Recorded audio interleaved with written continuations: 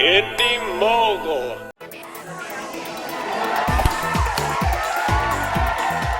Ryan Reynolds' movie star status is cemented while Jack Black's is called into question. Just what were the results of this weekend's popularity contest? Let's find out with some movie math.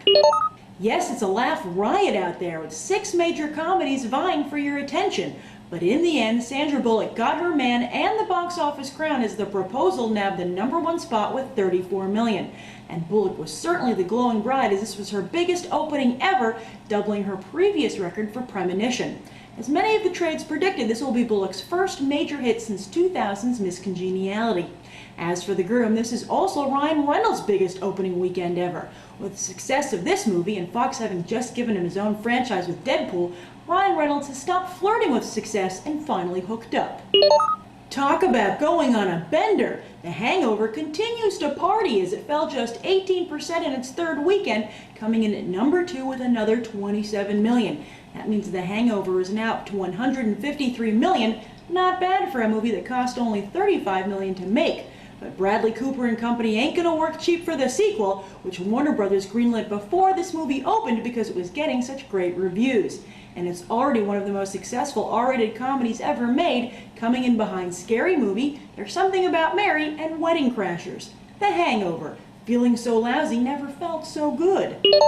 And in third place is Pixar's Up, taking in $21 million. Up is now up to $224 million and closing in fast on Star Trek. With only $15 million separating the two movies, I'll make my prediction right here that Up is going to pass it and become the highest grossing movie of 2009. Unless, of course, Spock goes through another black hole, then all bets are off. Where the heck is year one? I'll tell you where. 4th place. Ouch. Moviegoers made an offering of $20 million to movie gods Jack Black and Michael Cera, seriously calling into doubt their godhood status. But unfortunately, year one did little to bolster audiences' faith, as I asked you to rate the movie on a 1 to 10 and you gave it a 6.5, half a point lower than the 7 audiences gave it on Friday's episode of Beyond the Trailer. And now for the one-sentence review challenge results. Here's the top 5, and all summer long, #1 will be getting a free pair of AMC movie tickets. 5th place goes to Kyle Clark USA, who disagrees with the majority, saying Year One is a great summer movie and the comedy is delightful, with Michael Cera one of the funniest films I've seen him in so far, but for Jack Black, not so much. But in 4th place, Raven the Alchemist counters, I was expecting a decent plot and way more comedy, but I guess if close-up shots of Jack Black are funny, then they did okay.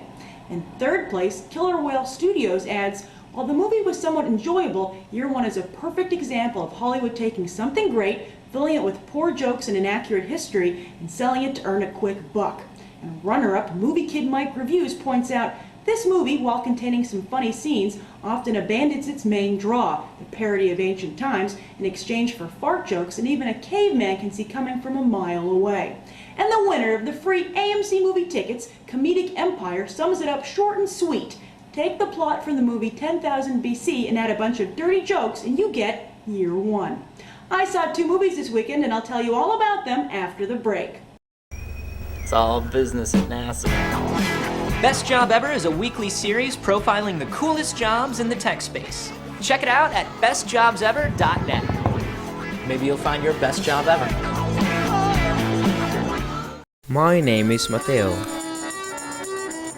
and I see movies everywhere. You're watching Indie Mogul.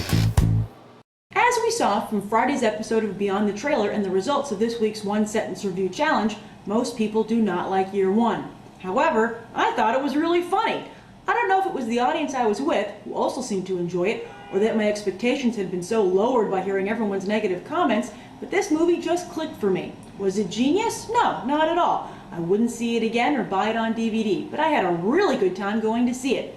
Ghostbusters 3 will need to be way better than this, but I thought Michael Cera in particular had some great lines that he delivered with his trademark deadpan hysteria. I think he's really coming into his own as a comedic actor, and he reminds me of Woody Allen crossed with John Cusack. But Woody Allen and John Cusack don't really gross at the box office, and as we saw earlier, Year One isn't doing so hot at the box office either. As to the rest of the cast, it was fun to see actors we know and like pop up in cameos, but this was really Michael Cera and Jack Black's movie. Oliver Platt was pretty funny as a flamboyant high priest, but unfortunately, yet again, the women had little to do. That's why I'm looking forward to Date Night, where our comedic duo will be Steve Carell and Tina Fey. So overall, I think year one is worth seeing, but beware, pretty much everyone else doesn't. And for Father's Day, I went with my family to see The Proposal. The reviews and word of mouth on this film have been phenomenal, and the movie lived up to the hype. This is one of those romantic comedies that really shines, along the likes of How to Lose a Guy in 10 Days, Hitch, and 27 Dresses. Sandra Bullock and Ryan Reynolds do what they do best, and together they make sure there's something for everyone in this movie. However, I'd say it falls short in just one area, but it's a big one: chemistry. I never believed for 1 second that Sandra Bullock and Ryan Reynolds' characters fell in love, and we spent much more time seeing how Bullock's Ice Queen was melting than the two of them falling in love.